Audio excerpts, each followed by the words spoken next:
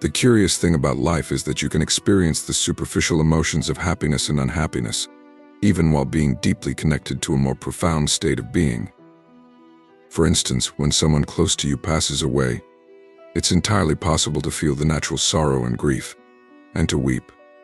You might think, how could I still be happy if my loved one has died? And on the surface, the answer is clear: how can anyone truly be happy in such a moment of loss? But deep within you, at a level beyond the superficial emotions, there can still be a sense of inner peace. Yes, the sadness may arise and you may grieve, but you may also feel an underlying sense of stillness and acceptance. This is the paradox of life. Emotions like joy or sorrow may surface, but they do not necessarily define your state of being. You may be weeping, but deep inside you remain at peace. Similarly, when something good happens, perhaps a personal achievement, a win, or something fortunate, there may be happiness. But this happiness doesn't have to become ecstatic or unbalanced. For example, when people win the lottery, they might think their lives will be transformed. But many find that, in time, they become more miserable than they were before the win. This reveals that external circumstances are unreliable sources of lasting happiness. The key is that true contentment doesn't come from what happens to you, but from being deeply rooted in the present moment, in what you are doing and experiencing. This is a radical shift from what most people understand. If you're entirely dependent on external conditions for your happiness, a win will make you feel euphoric for a while, but the high will inevitably fade. If you're connected to your deeper sense of being, however, you can appreciate the good things that happen without losing yourself in them. For instance, I recall a story shared by Oprah, who once called me to tell me that one of my books had been selected for her book club. She was excited, and I said, "Oh, that's wonderful," but with such calm that she was taken aback. It wasn't the typical over-the-top reaction she was used to from others. I wasn't ecstatic, I was simply happy in the present moment, without needing it to be more than it was. Later, when I hadn't heard from her for 2 years, I didn't dwell on it. It wasn't a loss to me, as I was content in whatever moment was unfolding. This presence in the moment doesn't just apply to major events. Even something as simple as going for a walk can be transformed when you truly honor the present moment.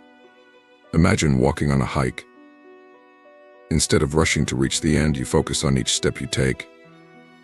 You observe the beauty around you, the trees, the air, the ground beneath you. This full presence makes the action of walking, of hiking, of being, far more meaningful than merely reaching the destination. When you engage in any activity consciously, you perform it with a higher quality of attention. It doesn't matter if the task is small or large, what matters is how you are performing it. Are you truly present, giving your full attention to what you are doing right now? This type of action, living with full awareness of the present, is the highest form of doing, because it's done from a place of inner peace. Paradoxically, when you let go of desperate attachment to outcomes, when you no longer feel the need to succeed at any cost, you actually improve the likelihood of success in what you're doing. It's interesting, when we are no longer grasping at success, success itself is more likely to follow. The Zen tradition speaks of this in the story of an archery competition. A master watched a disciple struggle to hit the target, and when asked why, the master explained that the disciple's desire to win was clouding his focus. His attention was on the outcome rather than on the quality of the action itself.